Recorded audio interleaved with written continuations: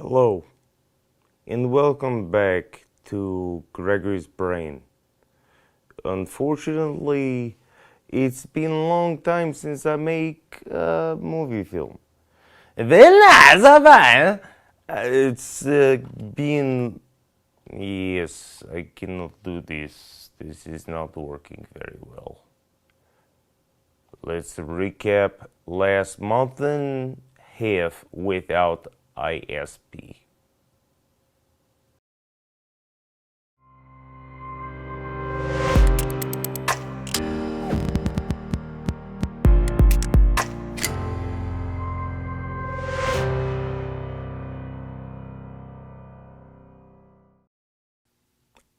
In all seriousness, guys, uh, I really didn't want to make this video, but over the last month and a half or so, I really didn't have a choice.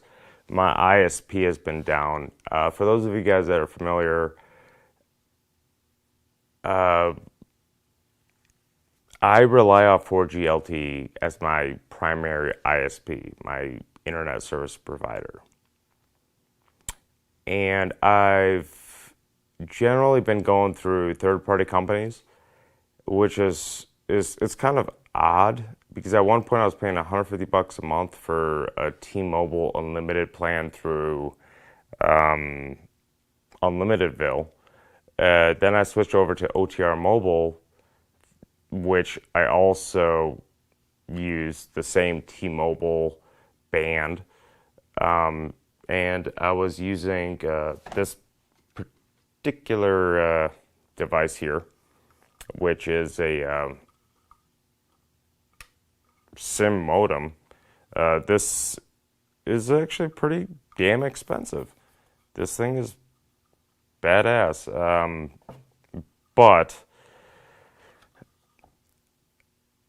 OTR Mobile screwed me over royally. I'm gonna be making a video about that next because I'm gonna be doing a review on T-Mobile's new internal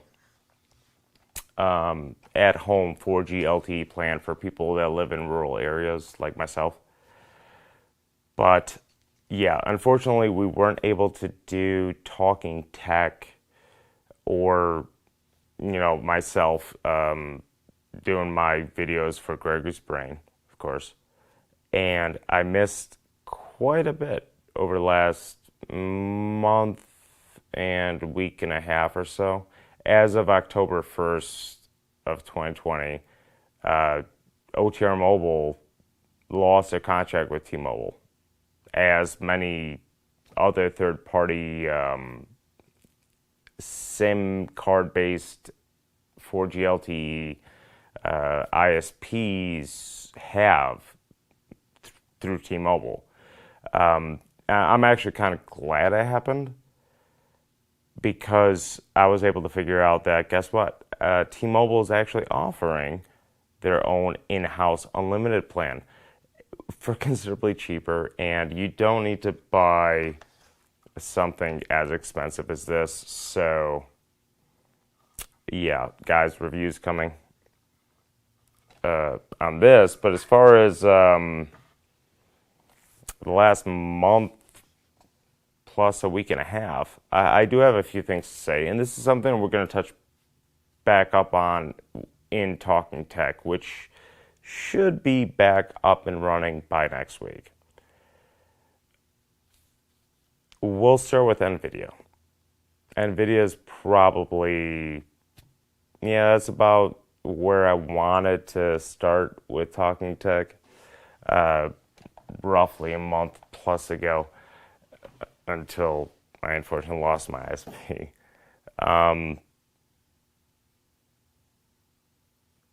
NVIDIA versus AMD. AMD's RDNA 2. Guys, seriously, shut up. I can't stress that enough. Okay, I know some internal testing, not just from AMD's end, but also from NVIDIA's end, as well as their AIBs. The figures that AMD is putting out there are definitely within AMD's favor, but that isn't really the way things work. So I implore every single one of you guys to just sit back, wait for independent reviewers.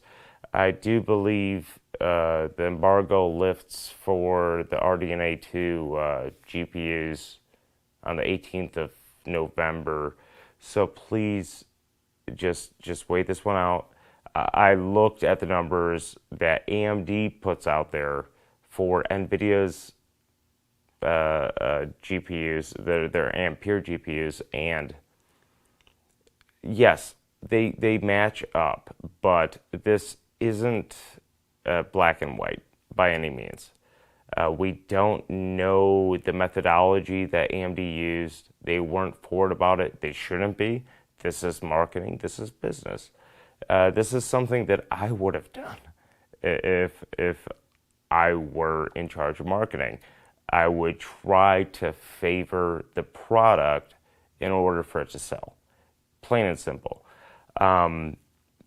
But yeah, I really don't see AMD's Navi 2021 architecture outdoing NVIDIA's GA102, the full die GA102 being the 3090 or the 3080 at any given price point. But that's something that I would like to revisit on Talking Tech. Or not even revisit, that's just, we could finally effing do it. But as far as CPUs go, AMD is killing it. For all of you Intel fanboys, guys, I run an Intel system. It's right here.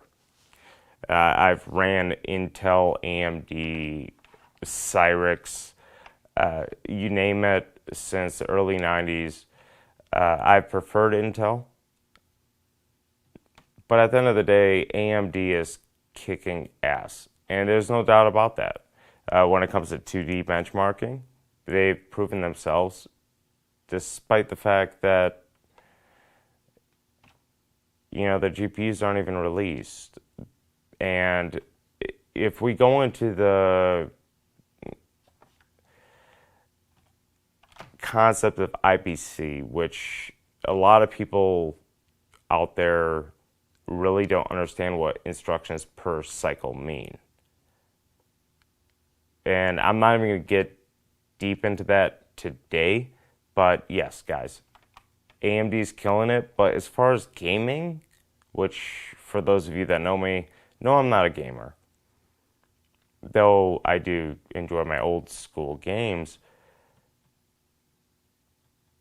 it really does a disservice to try to sell CPUs as gaming CPUs. Gaming CPUs don't truly exist, from my perspective. There's a moth in here. But they did. I recall back in, you know, the 586 Pentium 2, K6, K6-2, K6-3 era, where true GPUs didn't exist because the APIs didn't exist. The hardware acceleration didn't exist. There was no hardware level or software level APIs that worked in tandem at the time where CPUs were very prevalent. And today, everything's about frames per second. I know you guys run, a lot of you gamers love your high refresh rate monitors, but that's not a means to an end by any means when it comes down to how these things perform. When I look at AMD's CPU offerings, they're destroying Intel, but I don't think about gaming personally. This is entirely subjective. They really have changed the ballgame. When I do a video on me testing and reviewing an AMD CPU, I will really get into that, especially when it comes down to XOC. But what AMD has been able to pull off is nothing short of a miracle from where they were. And if you can't give AMD credit, then you are simply a fanboy. Plain and simple. I mean, they are lacking in various instruction sets that are proprietary, or they just simply did not incorporate them into the Zen 3 architecture, the most recent one. But as far as AMD's CPUs go, the hype about gaming, I don't get it. I just don't. I mean, if you guys could explain it to me, please do. As far as 3D benching goes, I've seen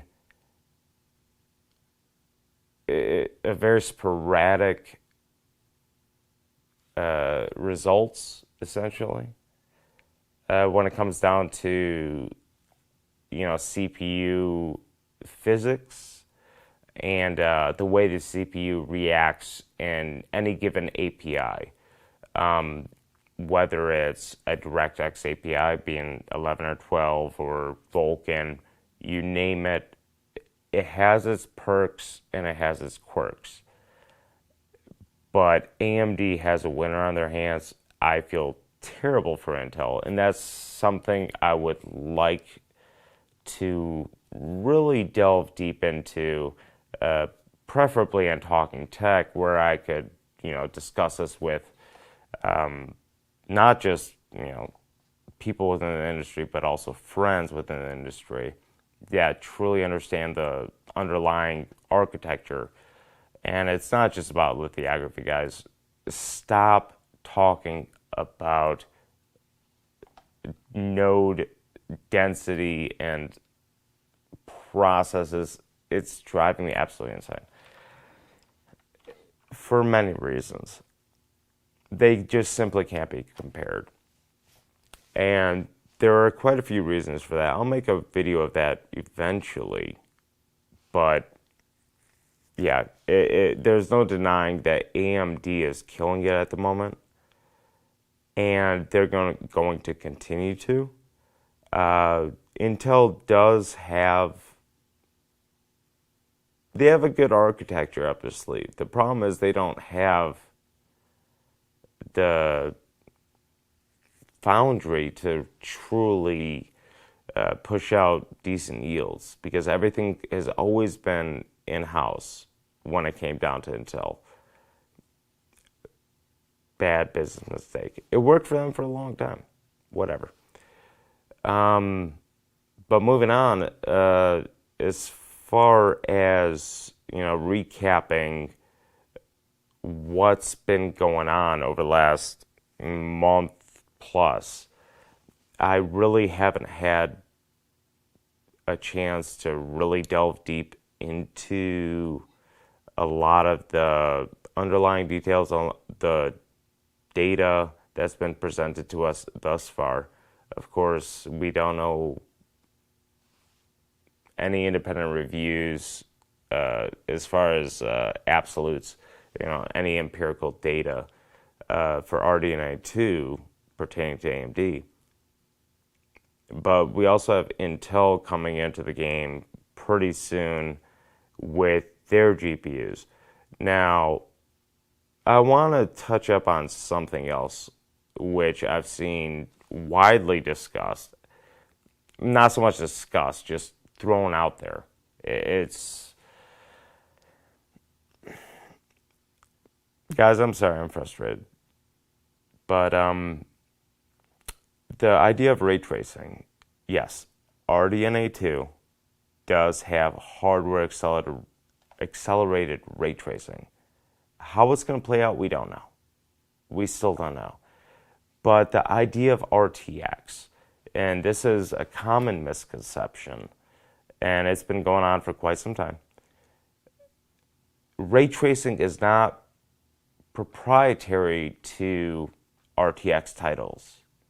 It never has been, never was, never will be.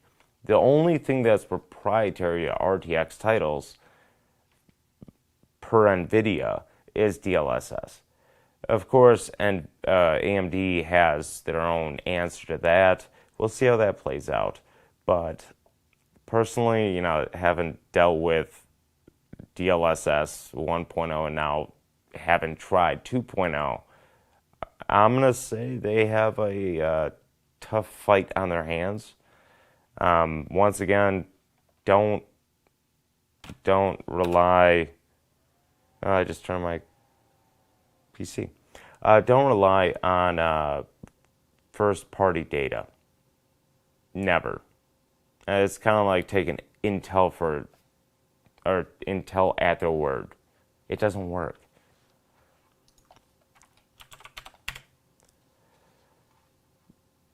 But yeah, guys, Talking Tech will be back.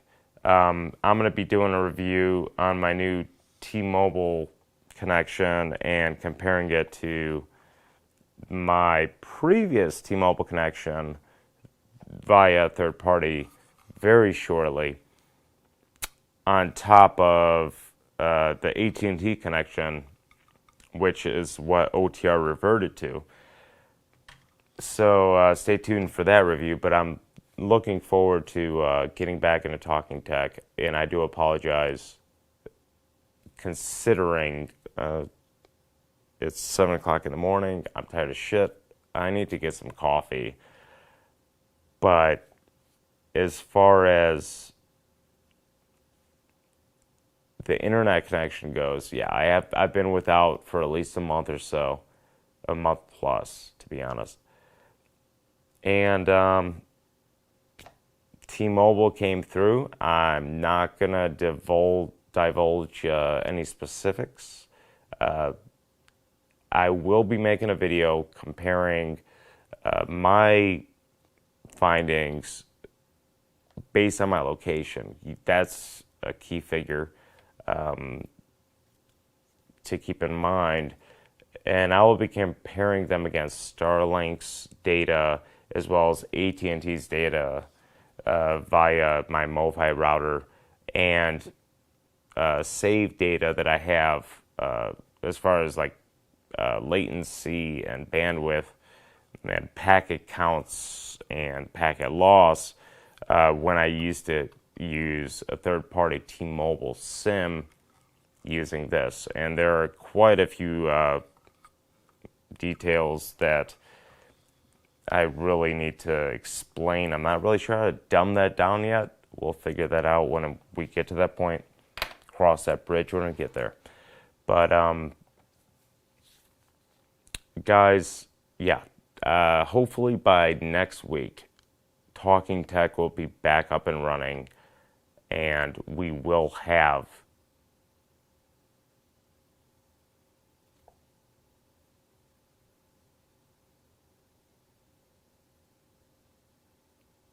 sorry, I tweaked out for a second. No, but Talking Tech will be back hopefully next week. I had a bunch of things lined up. Not just between myself and the regulars, being Shannon, Rob, Lukash, Liz, but also various other subjects. And I do intend to expand as far as subtopic matters go. Not subject matter. Well, subject matters works too. But yeah, there's a lot of good things and a lot of good topics of discussion to be had, and I fully intend to do that. I'm going to get some coffee. I hope you guys have a wonderful Tuesday. I think it's Tuesday. It is Tuesday. I hope you guys have a wonderful Tuesday. I just woke up, decided to make this video, and later today, hopefully, I will do a full-on review in regards to my T-Mobile at-home 4G LTE plan. It's definitely interesting. Nonetheless, guys, there's a lot of things in the works at the moment, so I look forward to sharing that with you, as well as getting more people on board with Talking Tech, because I truly enjoy the conversations. not only do I learn from it, I think other people learn from it. Just open dialogue when it comes to technology is very important, especially in this day and age. So we'll see how this pans out. I'm not gonna divulge any specifics in terms of my ISP's latency, download or upload speeds, any throughput measurements, or empirical data yet. I'm going to save that for the actual review, which will likely be done later today. So, guys, happy Tuesday. And, nice, have fun. And nice to meet you. I hope you guys all see my movie film. Guys, I'm very sorry. I'm being an idiot. This is what happens when you don't have coffee. Oh, what the hell is this? Thermal Grizzly.